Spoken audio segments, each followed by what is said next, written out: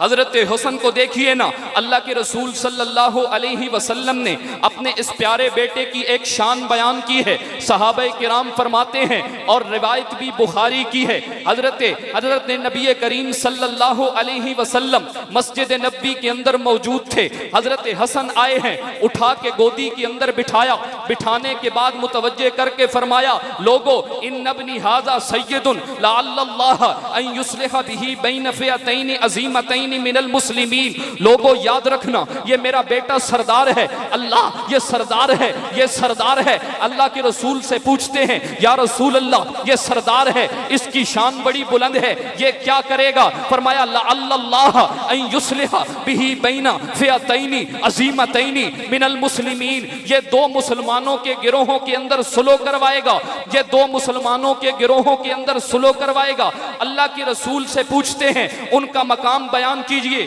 ان کی شان بیان کیجئے، فرمایا بہی بین فئتین عظیمتین من المسلمین، کہا وہ دو گروہ ہوں گے، عظیم بھی ہوں گے، مسلمان بھی ہوں گے۔ میں نے کہا کوئی عام کتاب کی روایت نہیں ہے، صحیح بخاری کی رٹ لگانے والا ایک بندہ بیٹھا ہے، وہ کبھی کہتے ہیں جی بخاری کے اندر، کبھی کہتے ہیں مسلم کے اندر حضرت امیر معاویہ کی شان پہ بھونکتا ہے۔ میں نے کہا اٹھاؤ اسی صحیح بخاری سے میں امیر معاویہ کی شان بیان کرنے لگا ہوں۔ لوگ کہتے ہیں جی امیر معاویہ کی شان کے اندر ایک حدیث بھی نہیں آئی ہے، ان کو کاتب وحی بھی نہیں مانتے، نبی کا خط لکھنے والا بھی نہیں مانتے، صحابی بھی نہیں مانتے۔ میں نے کہا یہ بات تیری جھوٹی ہے، یا تو بخاری کا دعویٰ ختم کر دے یا اس بخاری کی روایت پہ نظر کر لے۔ اللہ کے رسول فرمانے لگے میرا بیٹا سردار ہے، دو مسلمان گروہوں میں فتح ان کے درمیان صلح کروائے گا۔ اس حدیث سے یہ بات ثابت ہوتی ہے جن دو گروہوں کے اندر حضرت حسن صلح کروائیں گے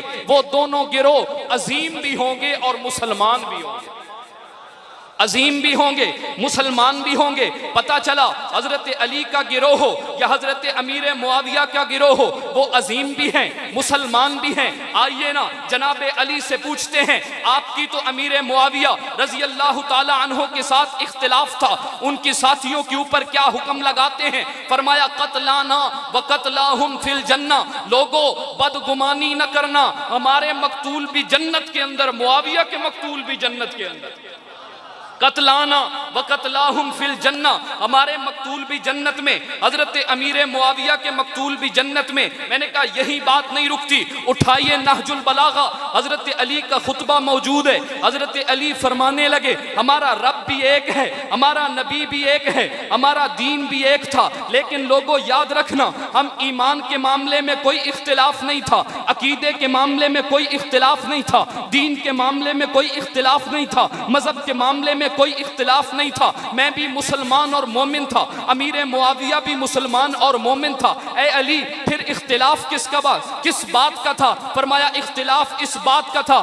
حضرت عثمان کو جب شہید کیا گیا، ایک کہتے تھے ابھی قصاص لیا جائے اور میں کہتا تھا تھوڑا رک جاؤ طاقت مل جائے تب قصاص لے لینا۔ پتہ چلا دونوں گروہ عظیم بھی ہیں، مسلمان بھی ہیں، ایمان والے بھی ہیں، مومن بھی ہیں، صحابی بھی ہیں۔ آؤ چلتے ہیں اللہ کے رسول سے پوچھتے ہیں یا رسول اللہ آئیے بتائیے تو صحیح نا اپنے اس پیارے صحابی نام امیر معاویہ ہے، ان کی شان تو بتائیے نا۔ آئیے پھر اٹھائیے صحیح بخاری، اللہ کے رسول صلی اللہ علیہ وسلم کی حدیث ہے، فرمایا ایک مرتبہ حضرت ام حرام کے گھر تشریف لے گئے، آپ سوئے ہوئے بستر پہ لیٹے ہوئے تھے، لیٹنے کے بعد نیند آ گئی، نیند آنے کے بعد اللہ کے رسول نے خواب دیکھا، خواب دیکھ کے اٹھ بیٹھے۔ حضرت ام حرام نے پوچھا یا رسول اللہ آپ ابھی تو سوئے ہیں، سونے کے بعد اٹھ گئے ہیں، اٹھ کے مسکرا رہے ہیں، کیا بات ہے؟ مسکرانے کی وجہ تو بیان کیجئے نا۔ اللہ کے رسول فرماتے ہیں عجبت من قوم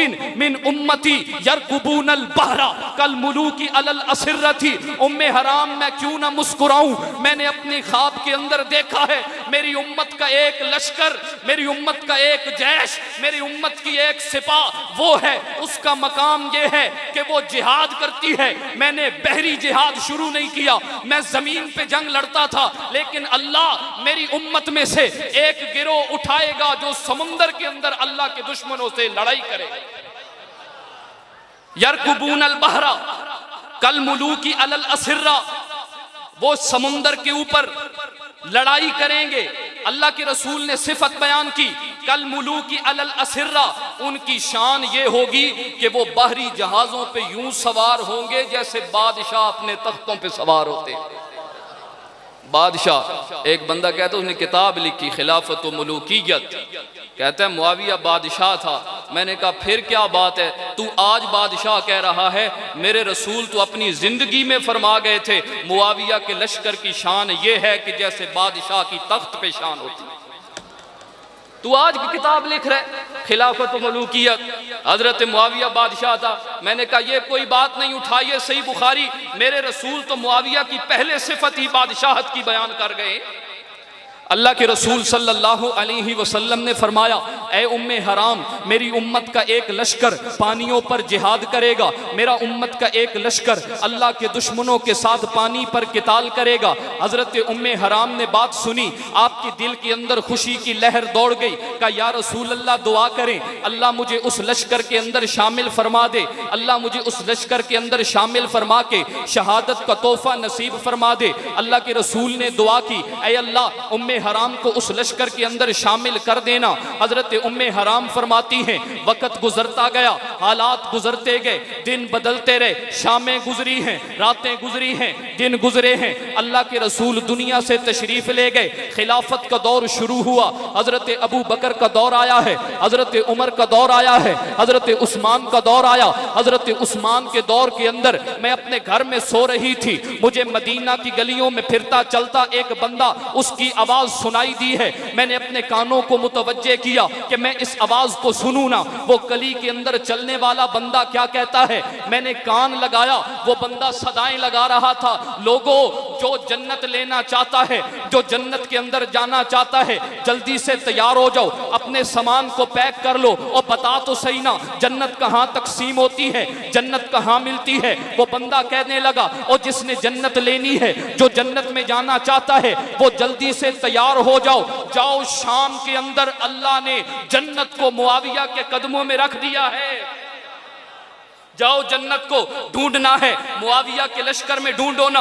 حضرت امیر معاویہ نے ایک لشکر ترتیب دیا ہے جو پانی کے اوپر جہاد کرے گا۔ حضرت ام حرام کہتی ہیں میں اٹھی، چونک کے بیٹھی، مجھے پیغمبر کی اپنی وہ خوشخبری یاد آ گئی، اے ام حرام تو اس لشکر کے اندر شامل ہوگی جو اللہ کے دشمنوں سے جہاد کرے گا۔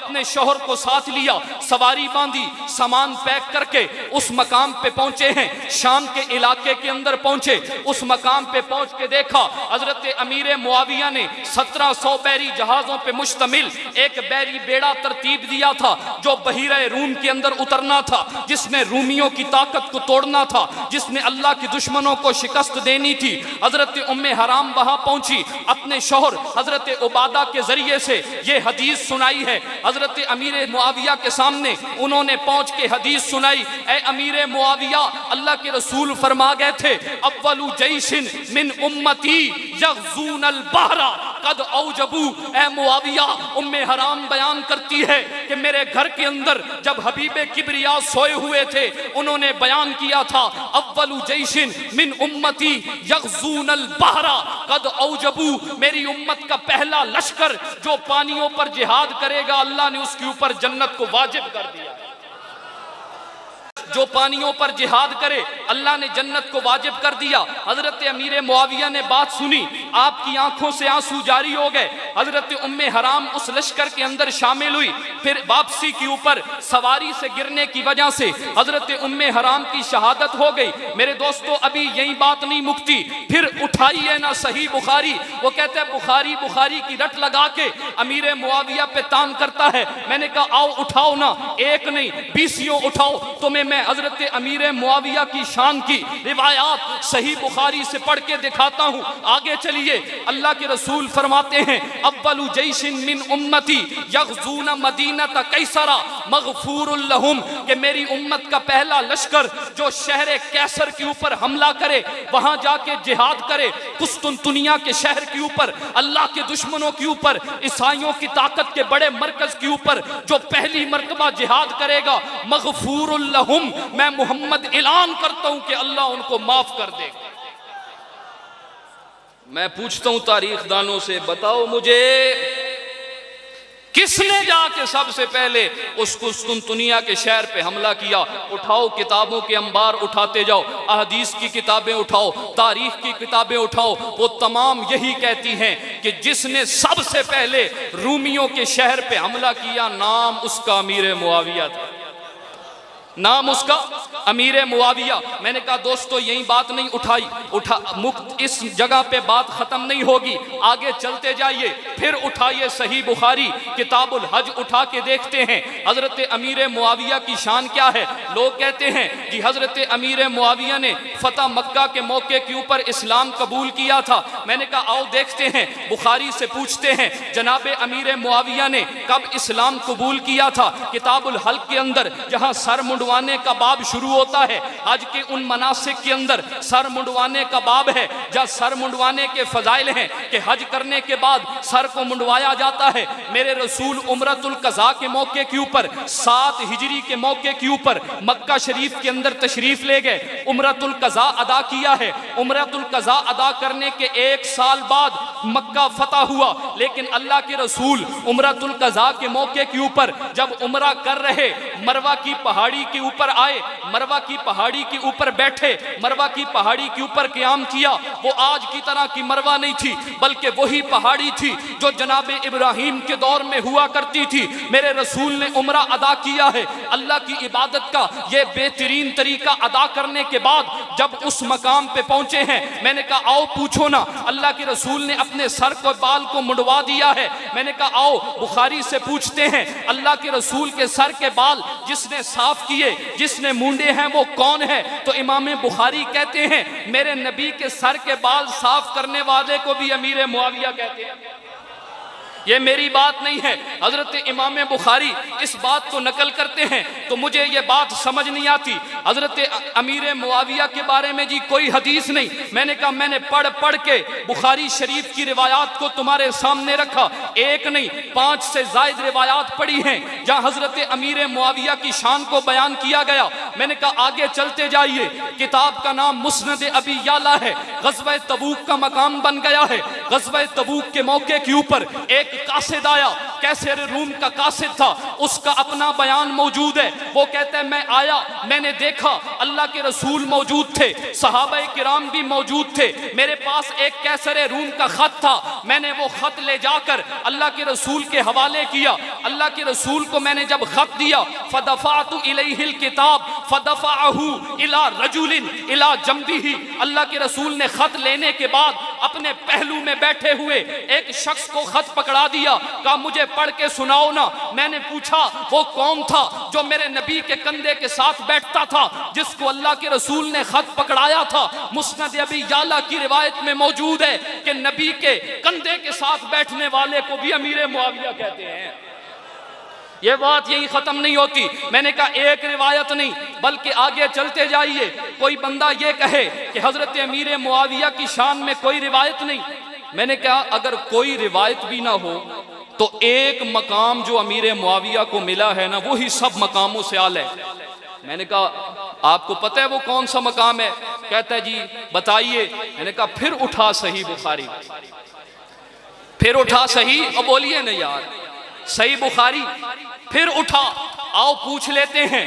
حضرت امام بخاری نے باب قائم کیا، باب کا نام ذکر امیر معاویہ رکھا۔ اس کے اندر ایک صحابی کا قول موجود ہے اور کوئی عام صحابی نہیں، نام حضرت عبداللہ بن عباس ہے، حضرت عباس کا بیٹا ہے۔ حضرت عباس کے بیٹے عبداللہ کا یہ قول ہے۔ میں نے کہا حضرت عبداللہ بن عباس سے پوچھتے ہیں، امام بخاری روایت لے کے آئے ہیں، جی آپ بتا دیجئے نا کہ امیر معاویہ کون ہے؟ حضرت عبداللہ بن عباس کہتے ہیں امیر معاویہ میرے نبی کا سچا صحابی ہے۔